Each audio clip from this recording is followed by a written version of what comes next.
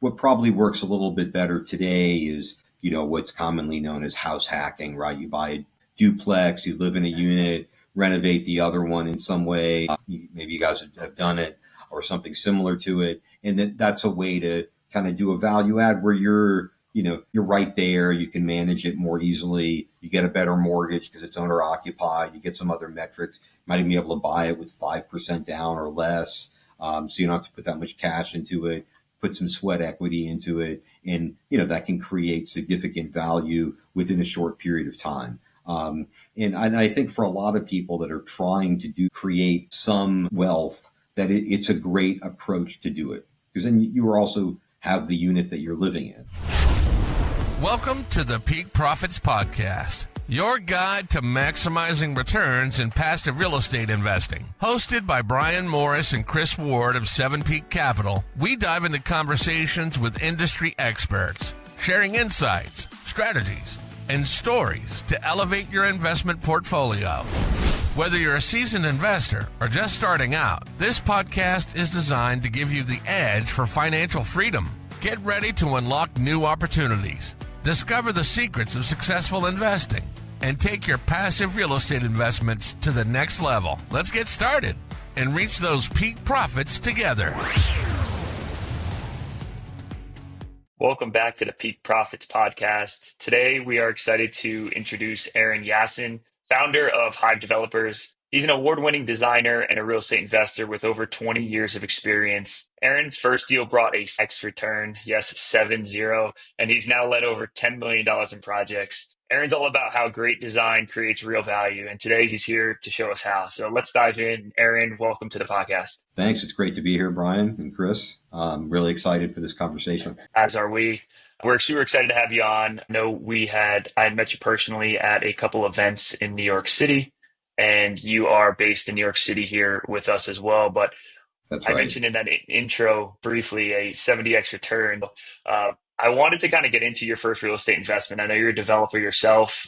You did a development project there in Jersey City that produced a very high return. So can you kind of give us an idea of your background and a little bit about that project? Okay, well, that actually was not a development project, but it was the first piece of real estate that I purchased. Very, very straightforward. I like to talk about it also because, it's a great way for people to understand some of the mechanics of real estate, which aren't always apparent to everyone. Some people, it makes more sense to, and other people, less sense. So the first asset that I ever purchased was this one, and it was a condominium in Jersey City. So at the time, I was moving up to New York from Washington, D.C. I'd finished graduate school. I have 2 degrees in fine art, in fact. So I finished my graduate program and I was moving to the city, and I was over in Jersey City looking for an apartment to rent. Timing does play a role into it, so I don't want to dismiss that. It was at a point where, valuations were probably at the beginning point when they really then started to increase quite rapidly. So I was out in the market looking for an apartment to rent. And what I was seeing was that I was going to pay about $4,000. I know it seems really cheap at this point, so it was a while ago, but about $4,000 to get into an apartment, right? And this was between, first month's rent, last month's rent, security deposit, broker fee. Generally the apartments were about $1,000. I'm sitting in this real estate agent's office, right? He's on the phone, walking around, whatever. It's a very heated call. And unlike New York City at the time, now we've got Street Easy, but at the time there was nothing like it. In Jersey City, there was an MLS. So I'm sitting there, I pick up this MLS and start flipping through it. And I'm noticing that right where I'm sitting, like within a couple of blocks, there are some condos for sale. I even thought at the time, like, these are really cheap, like really, really cheap. And the guy gets off. This was it was about 2000. So the guy, gets off the phone. His name was Bryan, actually. Good name. And I said, "Hey, Bryan, can we go look at a couple of these apartments?" And he was like, "Yeah, sure." So I looked at, I actually looked at 3 apartments, and I made a full ask offer on one of them. That was it. That's why I'm saying some of these metrics are things that are worth it to learn. Like, don't look for 2 years to buy something. It's not going to help you. You're not going to really get a better deal maybe you will, but don't not buy something within that period too. if you're going to buy multiple things. So, I wasn't planning to look around forever. And, there was one apartment that looked pretty good. There were some downsides to it. It wasn't on the best block. And there were some funky, things that maybe I wouldn't have bought that one if I would have known a little bit better. So I ended up living in it for a while, dealt with, some issues that weren't the greatest from like some crazy neighbor and some other things. But I moved into this apartment, which was actually a very nice apartment, and I was paying less than I would have if I would have rented another apartment.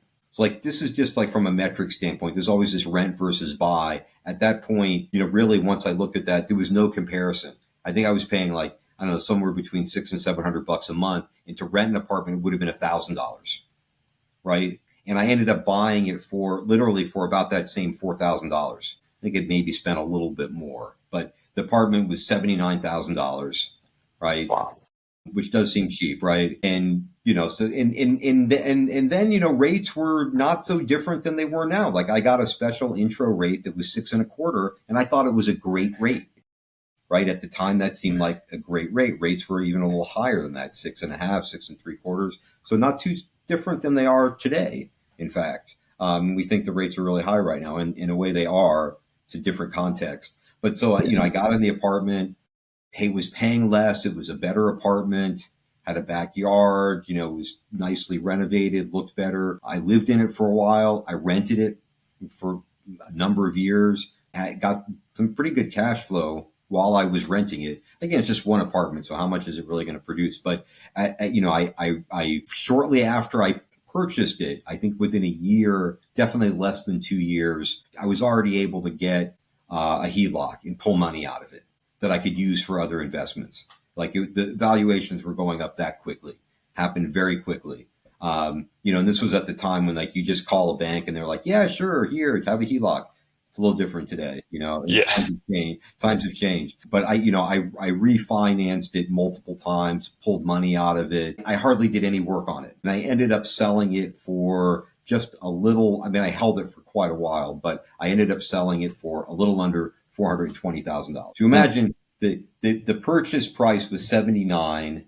I really bought it. And this is the thing with leverage. This is a leverage story, right? I ended up putting in for cash less than $5,000, right? So that $5,000, which was, again, a little less than that, on the 79, that was my investment. But what I made was the 79 to 420. That's the spread that I actually made, right, on a $5,000 investment. And I calculated it that it was about, 6x return on that. So that apartment did, except for having to deal with some issues that, I do regret to some degree having to deal with some crazy neighbors and some other things, there was just the right thing to do. And it just showed the value of investing in real estate and the mechanics of how real estate works and how you can use it to your advantage in multiple different ways. And this is, if someone's thinking about investing, these are great points to think about to start with. And what probably works a little bit better today is, what's commonly known as house hacking, right? You buy a duplex, you live in a unit, renovate the other one in some way. Maybe you guys have done it or something similar to it. And that's a way to kind of do a value add where you're right there. You can manage it more easily. You get a better mortgage because it's owner occupied. You get some other metrics. You might even be able to buy it with 5% down or less. So you don't have to put that much cash into it, put some sweat equity into it. And, that can create significant value within a short period of time. And I think for a lot of people that are trying to create some wealth, that it's a great approach to do it. Because then you are also have the unit that you're living in, and then you can move on from there. And I think that it's something that most people can actually do and can actually figure out how to do without a lot of capital. So that's why, I like to tell that story, because it does show how you can actually buy something, and that, the barrier to entry isn't necessarily what a lot of people think it is. Although for me, it was a very, very low barrier to entry, but still, I mean, there's places where you can have the same barrier to entry today, which is still very low. Yeah. And I think you shared First of all, that return is incredible. Like anyone sat there, you've kind of glazed over that return. You're just like, yeah, no, and you kind of made this. That's an incredible return on your investment there, Aaron. And along the way, you kind of went through multiple different investment strategies as well by pulling money out through a HELOC, refinancing it multiple times. Can you talk us through kind of what you went through when you were doing those different kind of investment strategies, what you took that money and ultimately did with that? I know Bryan's gone through the refinancing process himself and talks highly of going through that. And once you are increasing the value and leveraging that to ultimately buy additional properties to increase your cash flow again, and also almost kind of build that snowball and continue that rolling. But can you talk us a little bit through that a little bit? I mean, more? That's what, I was pulling money out to invest in other assets or to use for other projects. It wasn't, I don't have a boat.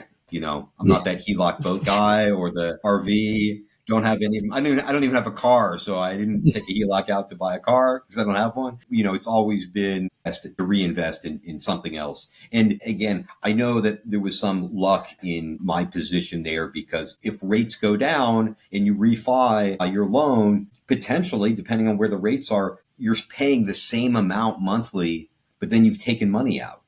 In some way, it kind of feels like free money. I mean, obviously, it increases your loan amount, but at that moment in time, it is kind of like free money because you're not paying any more for it. Right. And it's a non-taxable event. So you're not paying any more on it. You have money that you can use for something else. So there's a lot that in terms of the mechanics that work there. The other thing that I would say, which is definitely a little different in my approach to other people, I put very, very little money into this apartment. It was renovated when I bought it, and I didn't really want to put any money into it. I wasn't trying to upgrade it because I understood like whatever I put into it, probably I was not going to get a significant return on it. And when you're looking at renovation work, there's pluses and minuses in terms of understanding where and what you can do that does produce that kind of value add, right? Where you really are adding value. And I didn't need to put any money into it, add any value. I mean, I did a couple of things, but I mean, very, very little. I'm still kind of shocked how little I ended up doing. I kept thinking like at some point I'm going to have to change. I'm going to have to replace there was a gas-fired heating kind of boiler. It was 20 some odd years old when I sold it, never replaced it. Held strong. It held strong. I was like, listen, you dodged that bullet, it might still be working. Who knows? I did maintain it. I got like very good professionals in to, keep it going. Was it the crazy neighbor that you got in to verify the boiler? I got him out. Yeah. He vacated, he left in the middle of the night one night, ended up owing a lot of money to the association, which we ended up getting back. There was kind of a long drive. I mean, I learned a lot. I was the president of it was a small 8-unit building. I was the president of the board for a while, had to deal with this guy. So, there were a lot of other things there. I mean, I could talk about this one building probably for the whole podcast because of those things, because there's things there that you learn in the process of, being part of the ownership of the unit and then in the association. I think that relates a lot to how I like to look back on my 10 years of being in real estate too. Is like over the years that you're just in there doing it, how much you learn from experience that you won't learn from listening to a podcast, reading a book.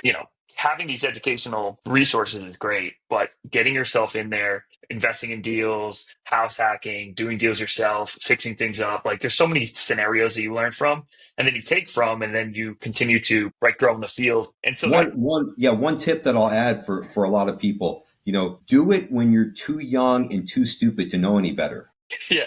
Well, because if you wait too long, you won't do it. You'll get smarter and then you'll be so concerned about the risk. You're like, I can't do that, And I mean, most people when they're younger, I think to some degree a little bit of a unicorn because I never stop taking risks, as stupid as that is.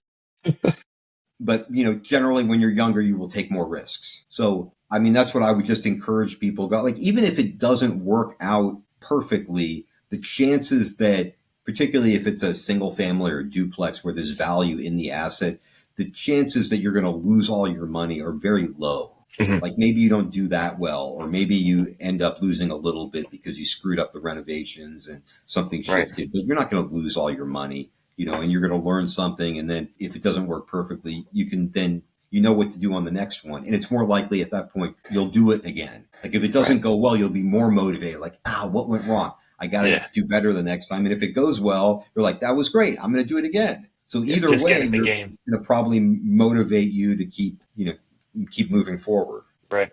Yeah. And I think hearing about your first purchase in 2000, right? You bought young, everyone always says, I wish I started earlier, right? Like here we are I was in 25 my years 20s. later. I was in my 20s. I know it was a while ago, but yes, I was, But you started young and now yeah. you've rode the appreciation up and you have a lot to take away from that first deal. But now I'd like to fast forward. Here we are in 2025. You started Hive Developers, right?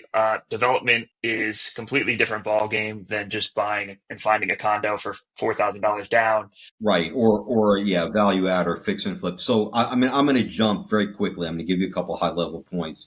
Like, how did I get into this? So I bought another building in Jersey City that I had my artist studio in. And then at that point I was looking for, with some partners. I mean, I just I didn't listen to a pod. I don't know if there weren't any podcasts then, but there were probably some books or other things. But I just started talking to other people that I knew, friends, and they were like, yeah, we'd like to do something. I was like, well, let's go in together. It was sort of normal thing, but and that's what you learn. Like, you guys are partners, right? You learn that if you can find the right people to work with, then that's going to help propel you forward. So I started looking with a couple of people, and we were mostly focused on trying to find a building that we could effectively do kind of a value add, really in a very specific asset class. We wanted to find a loft type building, industrial building that we could build out like live workspaces in. But I was a little agnostic, because at that point, I guess I was already kind of an investor. I was like, well, if that works out, great. But if we just find something that seems like a really good investment, I'm okay with that too. And my partner someone showed him a building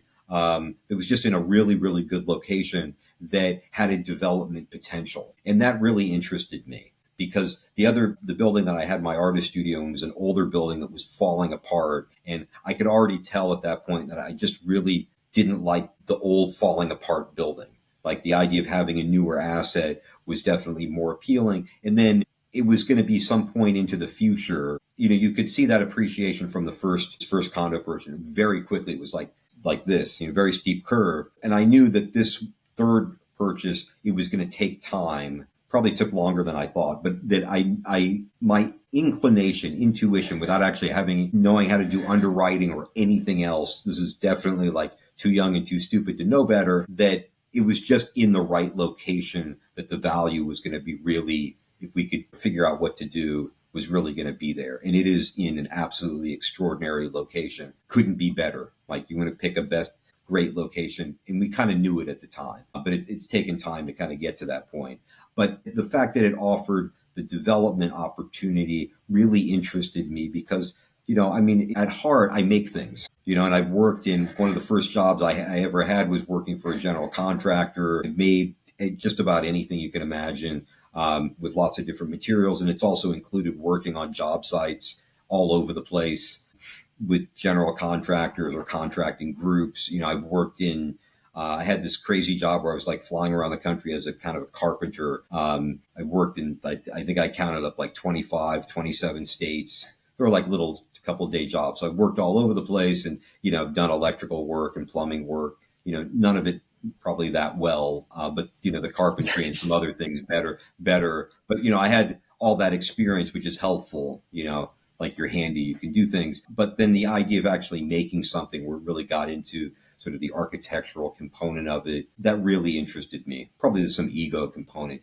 of it as well. Like, I think people that do development, there's kind of that, like, you're going to build something, but it's that, interest in architecture, interest in design, and interest in building something, and also having something that's newer. And then there's other layers to it that have been added on top of that. And where I am now, I'm very interested in the energy component and the energy efficiency in the buildings, and a lot of the new technology and new materials, and how you can actually build today. It's kind of solving this problem, which I've been thinking about really since I was a teenager too. Like, why are houses, I grew up in the Midwest in Indianapolis, why are houses built so badly? Like, why can't they be built better? Like, what's going on with this? The contractor I was working with, it was, typical kind of stick-built houses that are, if we look at the progression, right, this is a comment I like to make a lot. If you go back to the late 19th century, Sears and Roebuck was selling these kit houses, and they're incredible. Some of them are actually really, really gorgeous. And they shipped over 70,000 kit houses, right? They're all over the country. There's a lot of these bungalows actually out in California, and they hired architects to design them. And then part of what happened was that local developers saw these houses and they just thought, well, I can do something like it. And they did, but it was a little bit dumbed down, right? And then they just kept getting more and more dumbed down over time. And then that became a lot of I don't know, I haven't researched it enough to say this was a direct one-to-one comparison or development from, the Sears houses, but from some other buildings that were done at that time to kind of reduction of thoughtfulness and detail and certain ornamentation to just as simple and easily built as possible. And I was always asking this question, like, why can't things be built better? What would be required to get things to be built better? And this is something I'm still thinking about now. So it's just, that's part of the making my maker hat that I wear. How does that part get improved, right? And then also the architecture and the design of the product is just as important. How does the built aspect of the building, how is that done better? And how is it designed better simultaneously so that they're all kind of pulled together? So these are the problems that I like to think about. And they're not necessarily the problems that every real estate investor needs to think about. They're just, my focus and my interest and my concerns. I do think there's value in them also. I could see your passion for architecture with all the drawings in your right. There's some renderings of a couple of in buildings, your room, and different, right. And I know you're doing a Brooklyn project right now. I believe it's a 5-unit new build. 10. Yes, I was actually just there today, meeting with the kitchen and counter installers. Kind of giving them a hard time because I tend to give everyone a hard time because I want things to be more perfect. Although they've done a really great job. I have to say the kitchens look really, really terrific. That's awesome. But, I'm definitely hands-on. A couple of things I want to talk about. I know you say that new construction is a valuable asset class for investors to consider. I'd love to understand your thought process around that. We talk to a lot of people that invest in the typical value add real estate, right? The 1980s, 1990s, 2000s built multifamily. Pretty easy to understand, right? You have renters, you buy the unit, it cash flows, versus development where you're building, you don't get cash flow until you complete the project. Can you help us understand why development might be a valuable asset class? And then we can get into the risks associated with that as well. Terrific. So when you're looking at, and I'm sure you guys have both done this also, when you're looking at potential investments to get into, you're typically going to see new construction and new development on one side, right? And that's the side that's going to produce higher returns. And we'll get into the risk too, but it's related, to the risks associated with those types of projects. And why would someone be motivated? Potentially include that. Let's say you're an LP, right, and you have enough capital to invest in a few different real estate positions. Hopefully you also have some market portfolio as well, so you're somewhat diversified, and you want to get into some positions that mitigate risk, but also where you're also measuring risk and return, right? Within looking at like that bucket, looking at new development, new construction would definitely make sense because the return is going to be higher if it's successful. So just from, pure numbers standpoint, one very valuable reason to look at and look into a new development position as an LP is because it can produce a higher return, potentially over a shorter period of time as well, depending on what the particular investment is. So it's also just, again, from an investment standpoint, it's not the case for every investor, but a lot of investors like to invest in things that they like, that they feel connected to. A lot of real estate investments that just, they're not that exciting, right? And it's sometimes those ugly ducks that do produce good returns. I won't argue with that. But to also be able to invest in something where, there's potential alignment with, your own mission as an investor. And I think new development can also create that kind of alignment. So there's ways you can connect with the investment and people who are involved with doing the development that can really create alignment and also create great returns. You mentioned higher returns, which is common when you see like new development marketing material. You might see 25, 30% plus IRRs, right? But you mentioned risk, right? The reason you have a higher return is because there's typically more risk associated with new development. And why is that? Is it because of permitting, timing, cost of goods, potential holdups from local governments, or, things that can go wrong during the build process that could potentially hold up the return or extend the timeline? Like, can you elaborate a little bit on that stuff? Yeah, absolutely. And you're hitting on a lot of the points, but we can dig into them. What I wanted to start with, though, is that because you were mentioning what you might see from an IRR standpoint, I think it's helpful for investors to kind of understand, like, there's kind of brackets, right? If I'm saying that, that new development is going to be on one side of it, if you're looking at a new development investment and it's not being presented to you as an investor with a 20+% either AAR or IRR, that's average annual return or internal rate of return, and it's showing something less than 20%,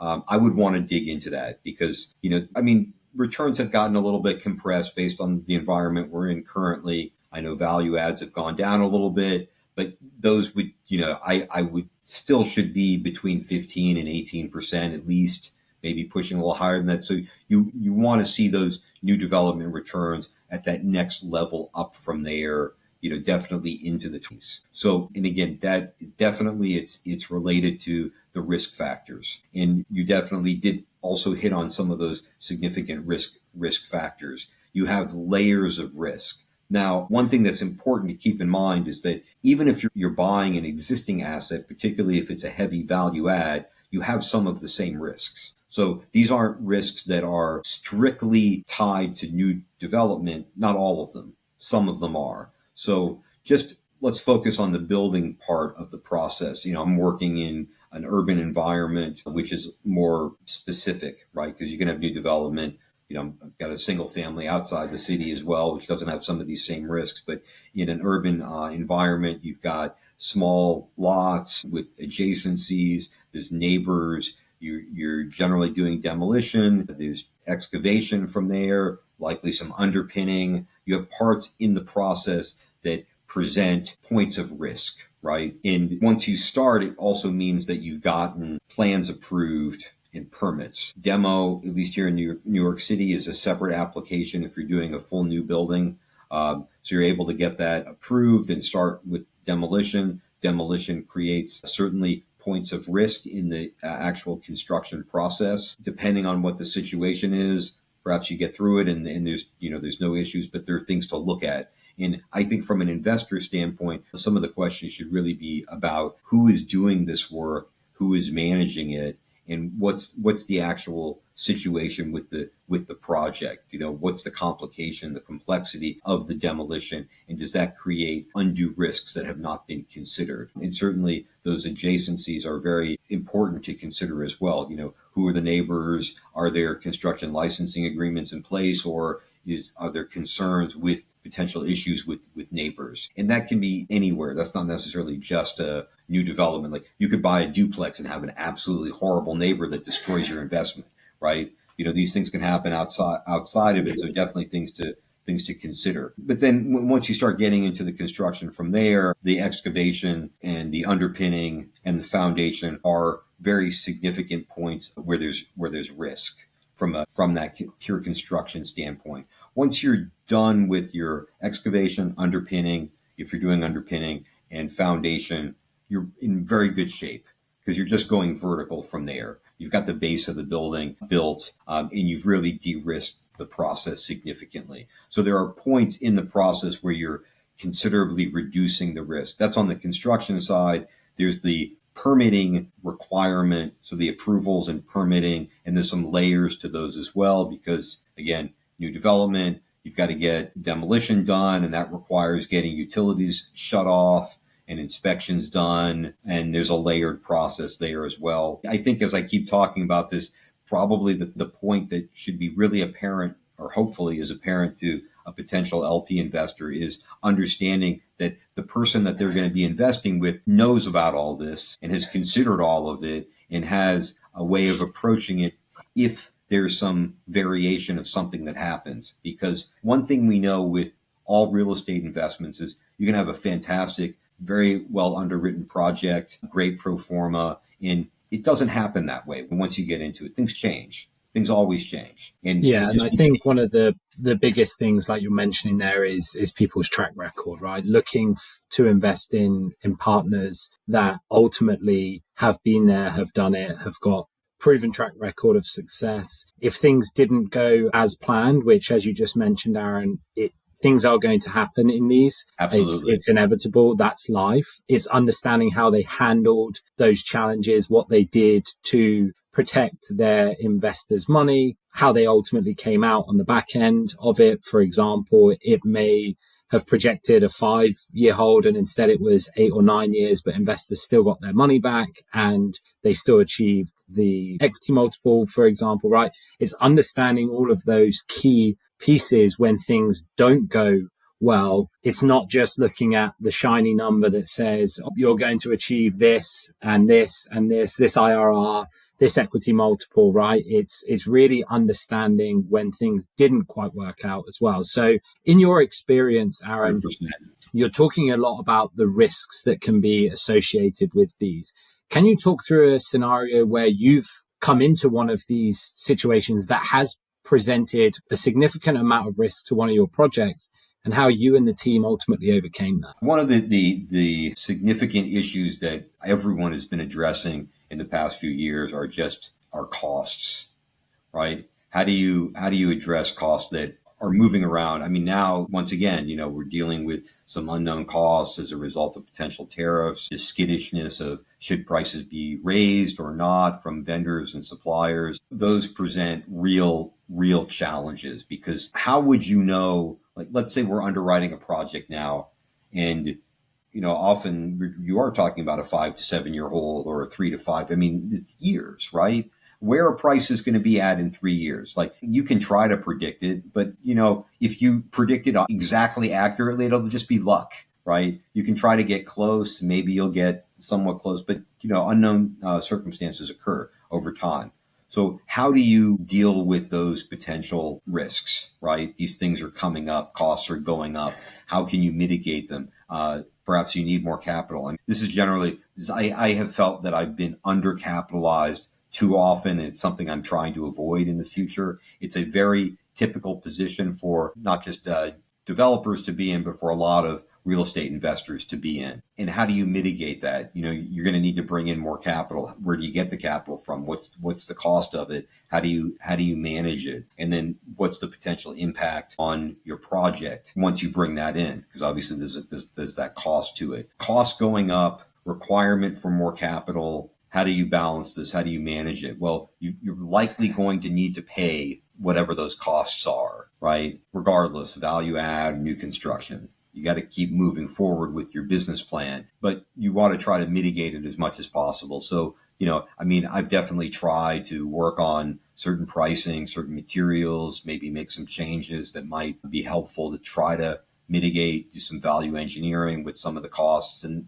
you can do some of that. So that can help a little bit. And then it's also looking at, the sources of new capital and how to flow that into a project over time. And then you're really trying to make sure from the very beginning that the project's been underwritten conservatively enough that you've got enough of a cushion there to address some of these realities that will likely happen. And again, this is why your new construction, new development projects are going to have a higher return. Like maybe it doesn't hit the 23, 26, 27, but because of some of these factors, they impact those returns, but maybe it goes down to 21 or 22, right? Where you're still really in a very good position on the exit.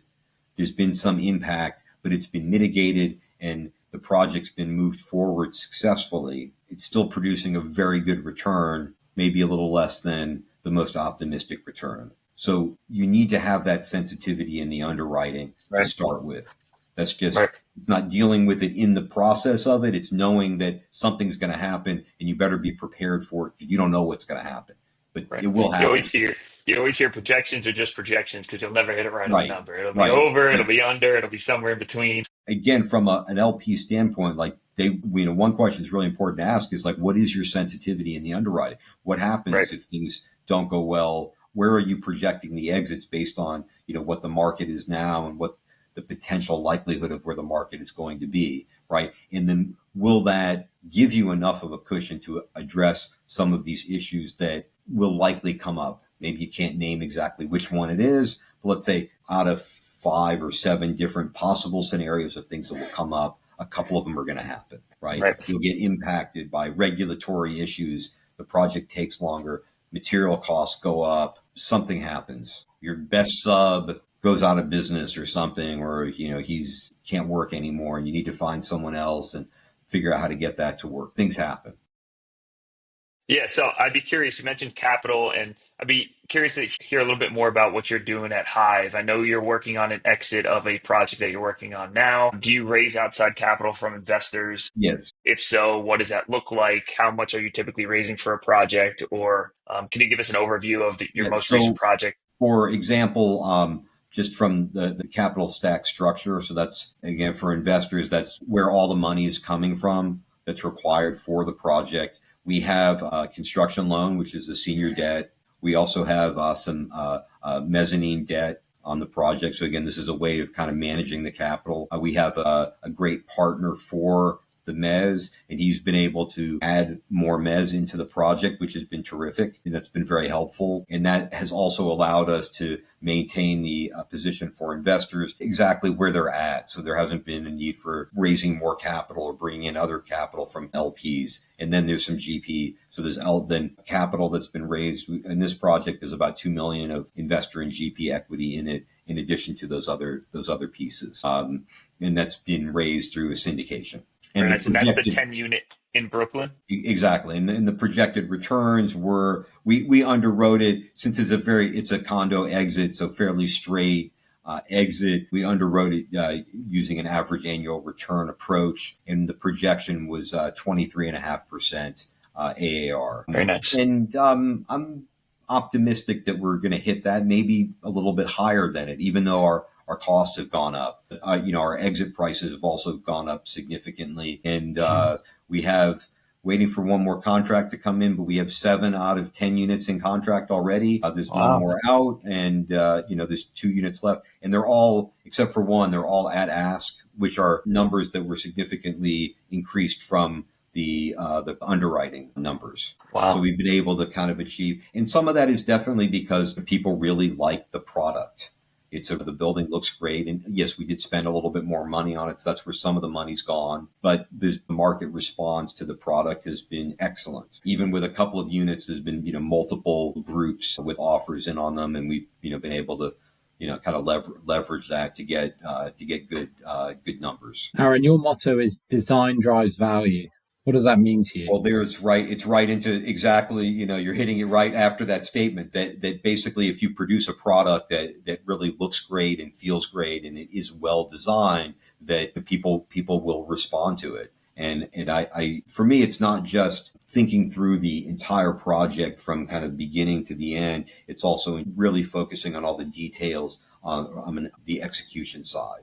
So, for example, with this project, and this is the approach I like to take in general, that it's really tied into the kind of fabric of the neighborhood. The building is, in fact, named after the matriarch of the family that owned the property for several generations. It was an Italian immigrant family. The building is in Bushwick, which has had a very rich history of immigrants that have lived in the neighborhood. And it's now a really thriving, still immigrant community, but there's also a lot of artists, musicians, and professionals that live in the neighborhood. So it's really tied into this fabric, and really wanted to tie in the kind of the narrative and the story of the building to that history. Because, one of the things that's important there's a couple things that are important to realize, right? All real estate is architecture.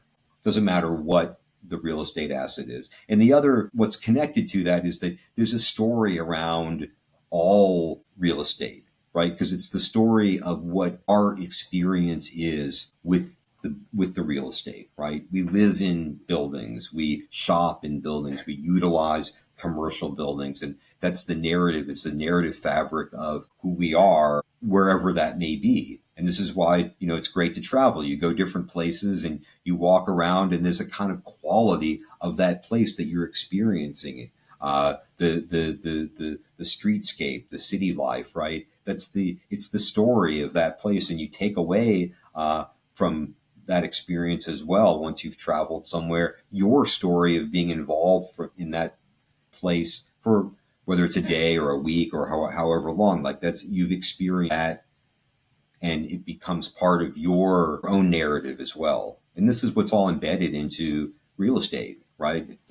We use the word real estate as it's an investment term, but it's all architecture, and they're all assets that is owned in some form, whether it's by the government or individuals or whoever. And that makes up all of this, who we are, right? I've seen pictures of that Brooklyn development you're talking about in Bushwick, and if you have 7 out of 10 sold, it sounds like you have an extra one for me. So I'd be interested. We have two. I think the two units that are left are terrific. They're compact 2-bedroom, 2-bathroom apartments. They lay out really, really nicely. In fact, considering the size of the units, I mean, for people outside of the city, they'll think this is crazy, but they're around 750 square feet. But there's a in-suite bathroom in one of the bedrooms, and then there's a second bedroom in another full bathroom with a kitchen, living room area. There's split bedrooms. So you have a separation, and lays out nicely with an L kitchen where you can put a table and then have a living room area. And there's washer dryers in the units. We've got a great suite of appliances, nice high ceilings, hidden ductwork with concealed slot diffusers, just really nicely proportioned spaces, nice large windows. We have, in most of the units, they're triple pane UPVC windows, so very highly efficient windows. And they just make the apartments really feel great. They give them a really nice scale to the feeling of the building. There's some nice things in the lobby also. So the building has a really nice quality to it. All right. It sounds like I need to be in touch with this guy. It Yeah. sounds like I got a new my lease is coming up sometime I'd love this year. I'd love to have you out. You could both come over. I'd be happy to give you a Yeah, it tour. sounds like we may have to do an in-person podcast touring one of these units.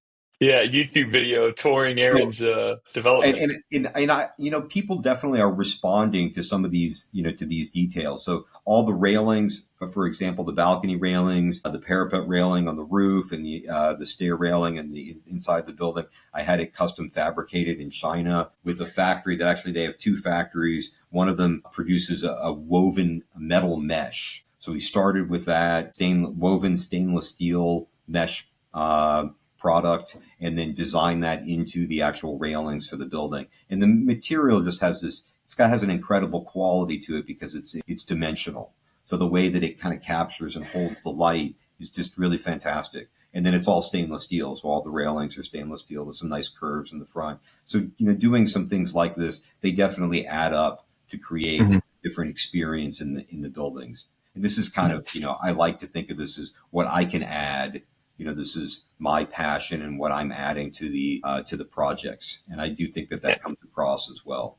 So You can really see that I like to come stay across. Yeah, you can see Especially the the way passion. you're explaining it. It's like design really does drive value when you're around there, and it's just the detail when you're explaining some of this stuff. You can just see the smile on your face as you're going through it as well. Even if you're just doing a house hack, right? You're doing a fix and flip. I think there are things that you can do in that process as well to just create a better quality design in the renovation work that you're doing. And I think people can think through that in a thoughtful way. And it's easy to see, better design now. You can get on Pinterest or even on Instagram and just see things and just start to create, as a starting point, create like a mood board, right? Create source images of things that you like, that you find interesting, and you can kind of start from there. Certainly, if it's a more complex project, like a 100-unit value add, you probably want to get a professional that knows how to do a full set of design specifications, that has some idea of where to source materials and what those materials are. It's on a different level. So, there's different decisions you might want to make. But I think that these are things that most people can incorporate into the real estate that they're investing in if they're operators as well. I just promote it for everyone because I think it's possible, and they can consult other people. I'm happy to talk to anyone about design. Obviously, I'm passionate about it. So if someone wants to contact me and say, hey, what do you think about this? I will definitely provide an opinion. No, I love it. I love the passion behind what you're doing, and you kind of got started in real estate by just buying a condo in Jersey City at a good time for a minimal upfront investment, and that took off for you. And now you're designing 10 unit and developing 10 units in Bushwick, which you probably never expected that you'd be doing 25 years ago when you bought that first condo. So you mentioned people reaching out or getting in contact with you. Where can people get in contact with Aaron, whether it be online, LinkedIn, your website? Where can they get You in can, contact with you? so I have a free ebook that you can download if you go to Design Drives Value. So that's a great place to start. That'll also bring you into the Hive website, and you can contact me there. So designdrivesvalue.com, or just go to LinkedIn and you can search for me, Aaron Yassin, Yassin. I'm the only Aaron Yassin on LinkedIn, and send me a message. I love LinkedIn because it's, from a messaging standpoint, it's just right there, very easy to respond to people's question. Just connect with me on LinkedIn, and you can also see some other posts on some of the projects there as well. So those two are great places that people can connect with me. We appreciate that, Aaron. We'll definitely put the links to everything in the bio of this as well. Just before we go, what's your favorite New York City landmark from a design perspective? There are so many that I really love, but I'm going to give you one that I think is fantastic: Grand Central Station. It's a truly iconic building, and I think the main hall of Grand Central I always find it breathtaking. Everything about it was just done beautifully. The scale and the quality of the space, how it functions, everything about it is fantastic. So I'll give you that. It's a classic, right? It's in a lot of movies. Everyone take pictures when they're inside it. They just see Incredible. The details are wonderful. The ceiling is incredible. What's your thought on the vessel in Hudson Yards? Don't like it. I just thought I'd ask because they came to mind too. Really, it's consistent with some of my criticism of Hudson Yards itself, which is that much of it is just out of scale. It's too big. And, I get why the buildings were built that way. There is some great design in some of the buildings, so I'm not critical across the board, but the zoning was such that it allowed for very large buildings too close together and to create some kind of monument in the middle, which is, often done. Sculpture often functions that way for good reason, right? Because it anchors a space. They had to build something really, really big, and it's just too big. And obviously there's been problems with people jumping off of it. I'm not 100% critical of Thomas Heatherwick, who is the designer. I think that Heatherwick has done some terrific designs. I think Little Island, which he also designed, or his firm also designed, is really that's amazing.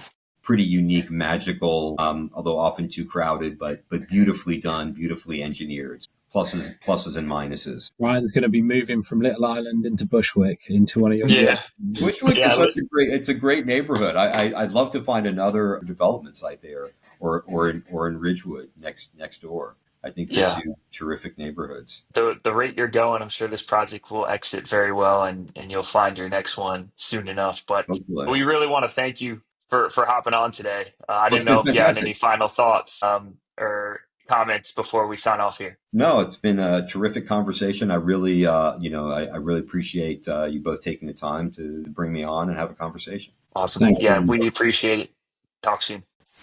Thank you for tuning in to the Peak Profits Podcast. We hope today's episode was not only inspiring, but packed with actionable insights for your passive real estate investments.